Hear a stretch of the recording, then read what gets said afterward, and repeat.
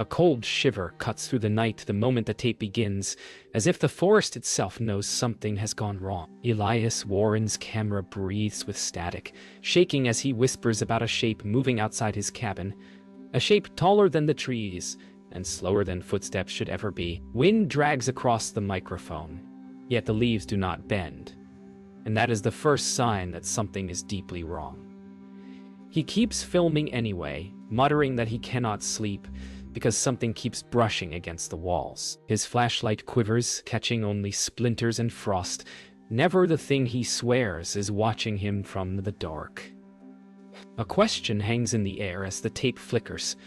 What kind of hunter keeps filming when he already knows he is not alone? The documentary cuts to Marla Keene reviewing the tape 2 decades later, her voice steady but tight, as she explains how viewers first noticed the unnatural stillness in the background. She points out the way the tree line seems to pull inward, as if the darkness itself is listening. She says Elias's final upload became an obsession for online forums, long before anyone realized the sheriff's office had missing evidence. As she rewinds the tape, she wonders why Elias kept filming with such fear in his voice, and why no one questioned the scratches on his cabin until years after his disappearance. The recording crackles again, and she notes that the sound at the end does not match any animal known to the region. Deputy Roy Calder recalls the night Elias vanished, his voice heavy as he admits the search ended too quickly.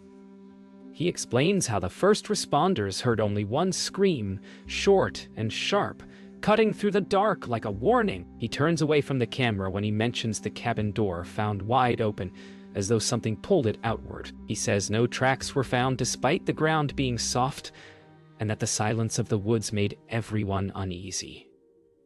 Calder wonders aloud why his old reports were altered, and who removed the final page from the disappearance file. Nora Bellman recounts hearing something walk past her house the night Elias vanished. Her voice shakes as she insists it moved slowly.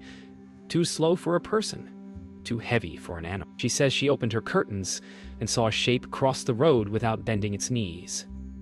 The memory unsettles her even now, and she admits she prayed until sunrise. She warns the documentary team that Elias was not the first to disappear in those woods, and she fears the mountain protects its secrets better than anyone realizes. Isaac Lowe reviews the old mining maps Elias marked with red circles, explaining that people once blamed disappearances on a creature from local legend. Isaac says the real fear came from something hidden in those abandoned shafts, places where sound travels wrong. He traces a finger along a faded route leading toward Elias's cabin, and notes that the mine was sealed after a collapse no one wanted to discuss. Isaac questions why Elias knew these stories at all, and who told him enough to become afraid of something he had never seen. Marla begins her trek to Elias's abandoned cabin, her steps crunching through a path swallowed by 20 years of overgrowth. She explains that every attempt to map Elias's final movements circles back to this place, a small structure sinking into the earth like it wants to be forgotten. She notes how the silence thickens the closer she gets, as though the forest remembers the night he disappeared. Her breath tightens when she reaches the porch and sees the door still marked by deep scratches. She says she hopes the cabin will offer answers, but something in her voice suggests she fears it might give her something worse. Proof that Elias wasn't alone. Marla enters the cabin, her camera light sweeping across debris left untouched for decades. She notes how nothing seems disturbed since the police finished their search, yet the air feels dense, as if something stayed behind after Elias vanished. She describes a faint smell of damp earth coming from beneath the floorboards, and a strange rhythm of dripping water that doesn't match the broken roof's leaks. Her voice softens as she finds Elias's overturned chair, still facing the window that looks toward the tree line. She wonders what he expected to see and why he kept watching the woods even after fear had overtaken him. Deputy Calder returns to the cabin with Marla, his boots sinking into the soft ground as he admits he avoided this place for years. He shines a flashlight along the porch and says the scratches always bothered him because they cut deeper into the wood than any tool could. He hesitates before stepping inside, claiming the smallest sound here feels too loud, as if the cabin amplifies anything alive. He recounts how officers heard something moving behind the cabin the morning after Elias vanished but found no footprints. Calder's voice wavers as he says he sometimes thinks Elias wasn't taken by something in the woods, but by something already inside. Nora Bellman walks the team to the old road, where she claims she saw a figure crossing the night Elias vanished. Her voice trembles as she explains the shape moved without bending, gliding as though its feet barely touched the ground. She points to the spot where its head turned toward her window, insisting she saw no face, only darkness where eyes should be. The wind rises as she speaks, rustling fallen leaves with a slow pattern that matches her memory a little too closely. She warns Marla that the mountain rarely gives warnings twice. Isaac Lowe meets Marla at the entrance to the sealed mine shaft. Elias marked in his notes.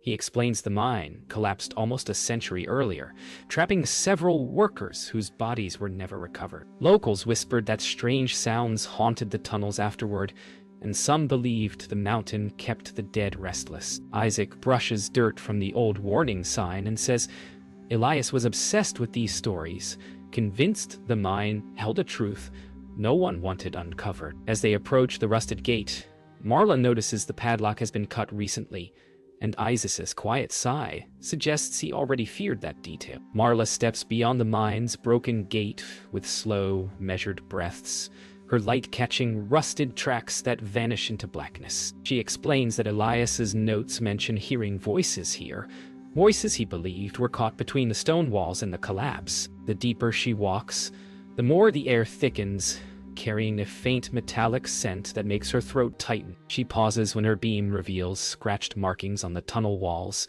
some straight, others curved, like frantic warnings. She says Elias must have reached the same path, and the thought leaves her uneasy, because every marking feels rushed, as if he made them without looking behind him. Deputy Calder follows behind Marla, his voice low, as he admits this mine was never officially searched after Elias vanished. He explains that the collapse was considered too unstable, yet rumors claimed someone snuck inside that same week. As dust drifts from the ceiling, he confesses he heard a strange echo during the old investigation, something sounding like a person trying to speak through stone. He keeps close to Marla, insisting Elias must have come here chasing a clue, but his own tone betrays fear that Elias was chased instead. He shines his beam ahead and the darkness seems to swallow it before it reaches the far wall. Nora Bellman waits outside the mine with restless steps, refusing to enter.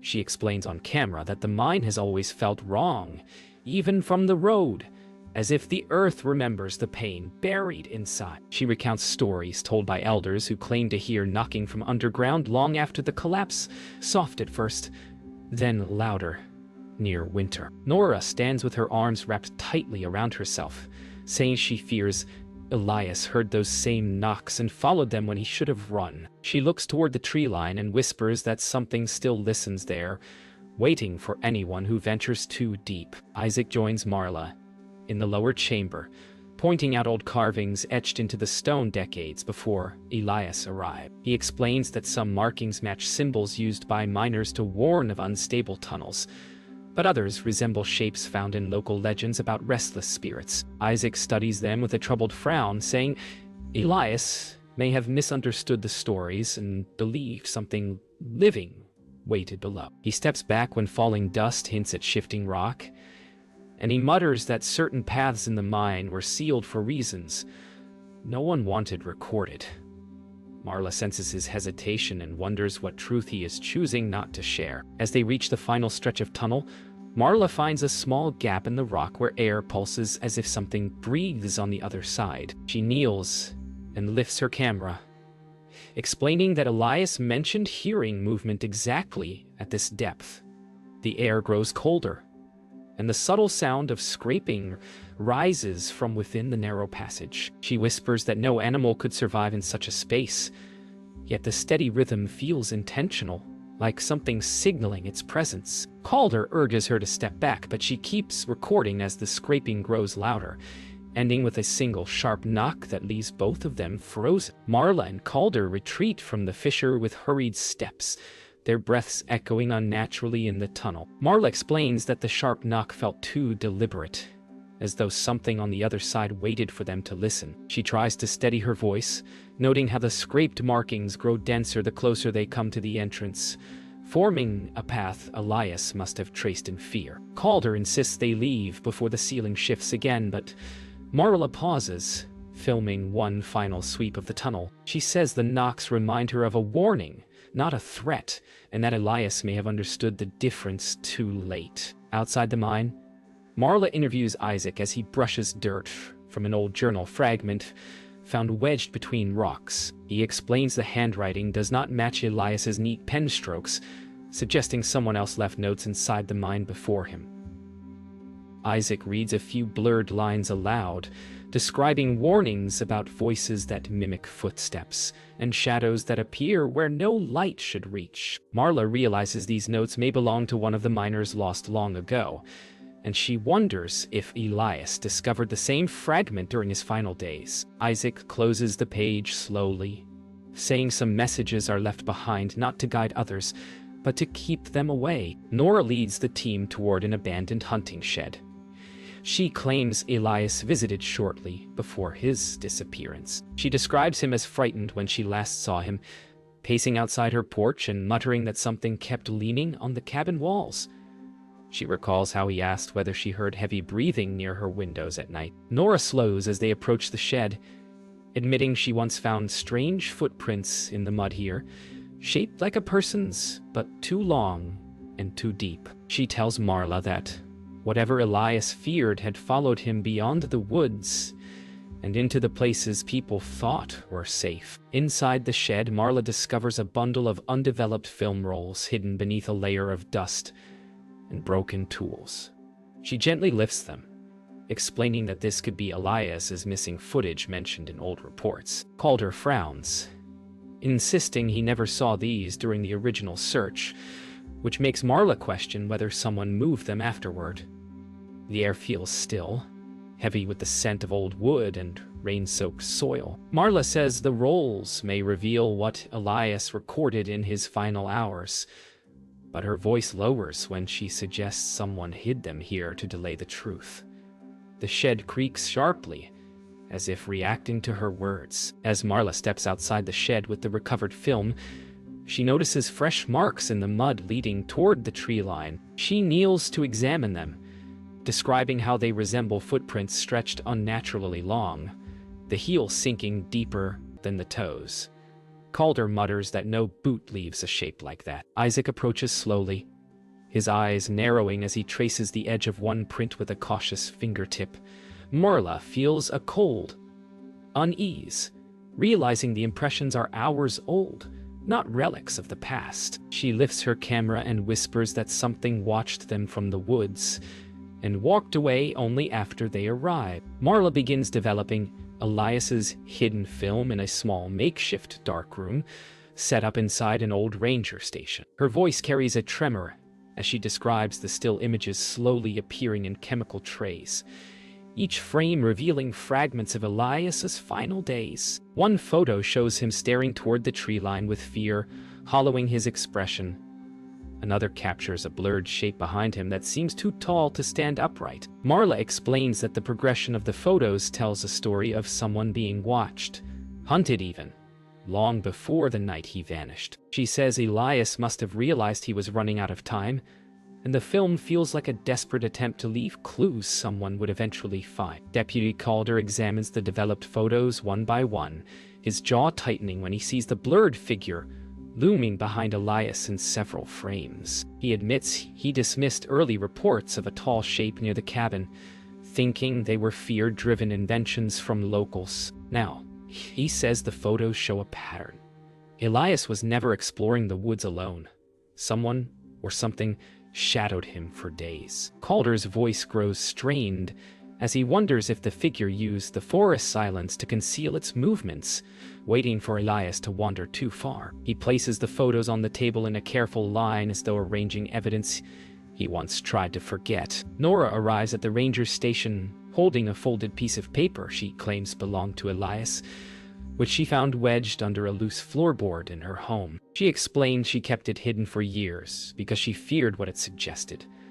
Marla unfolds the note, revealing a frantic scrawl describing whispers outside Elias's window and the feeling of being followed even in daylight. Nora says Elias gave her the page during his final week, asking her to keep it safe if anything happened to him. She confesses she never understood the depth of his fear until she heard the scream the night he vanished, a sound she still hears in dreams. Isaac studies the recovered film and Nora's note together, his voice low as he explains that both match older stories passed through generations. He says these tales warned of a presence that mimics human steps and watches from the tree line, using silence as a lure. Isaac points out how the photos show the figure edging closer over time, like something testing Elias's reactions.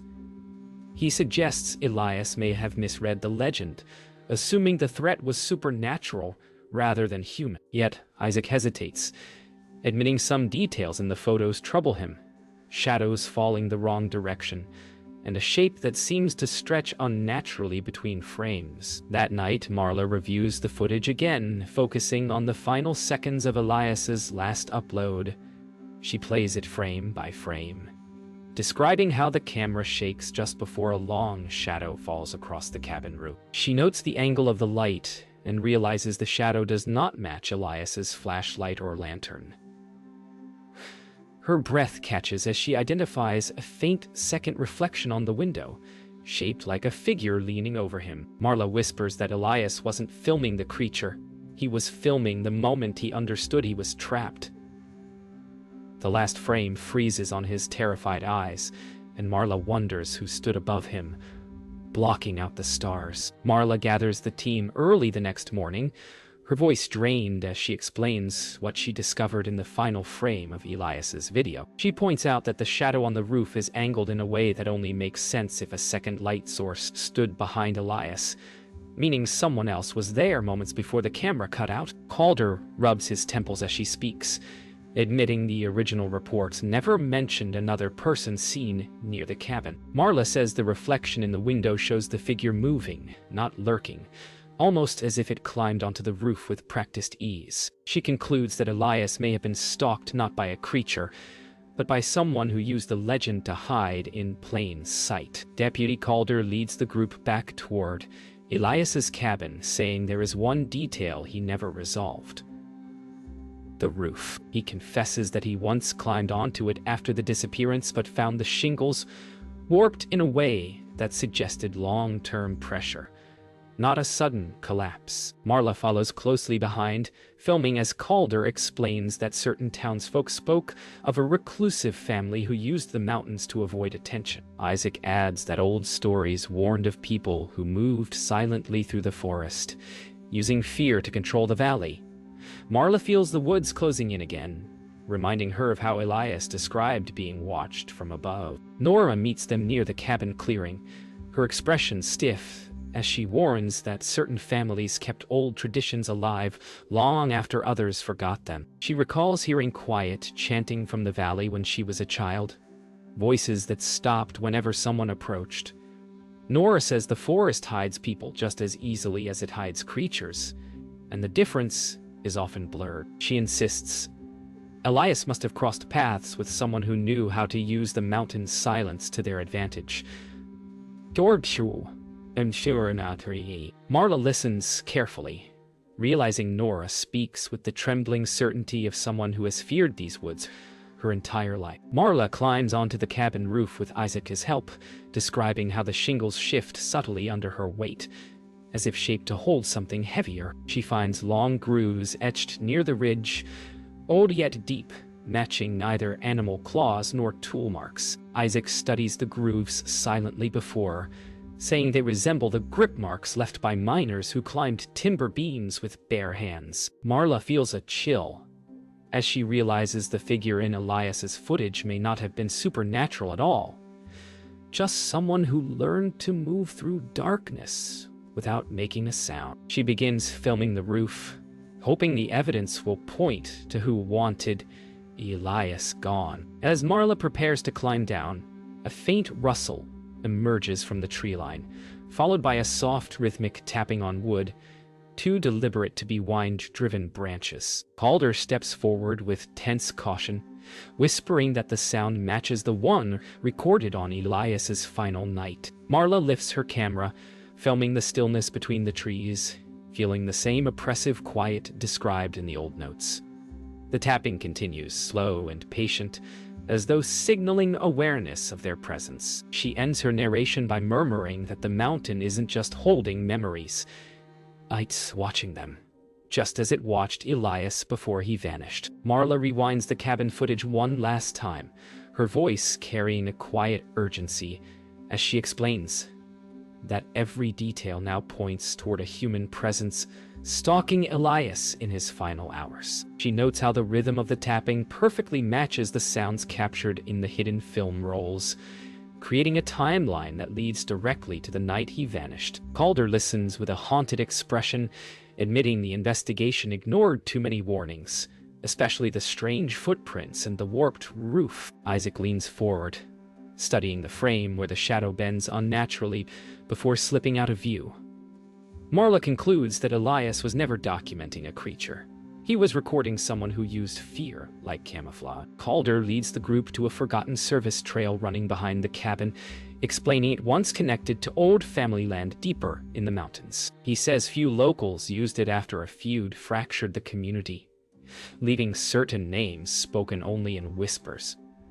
Marla films the trail's narrow bend, noticing how the ground dips as if someone regularly walked there unseen. Isaac points out broken branches arranged in a subtle pattern, something used by hunters to signal direction without leaving obvious markers. Marla feels the trail pressing inward with each step, as though following it means stepping into the same path Elias took, one that offered no way back. Nora waits for them at the edge of the valley, her voice trembling as she admits she once saw figures moving through the woods without lanterns, following paths only they seemed to recognize. She warns Marla that some families kept their own laws, using legends to mask their actions. Nora glances repeatedly toward the ridgeline, saying Elias might have uncovered something he did not understand. Something tied to the old mining land and the people who claimed authority over it. She insists the danger was never the mountain itself, but the ones who believed they owned its silence.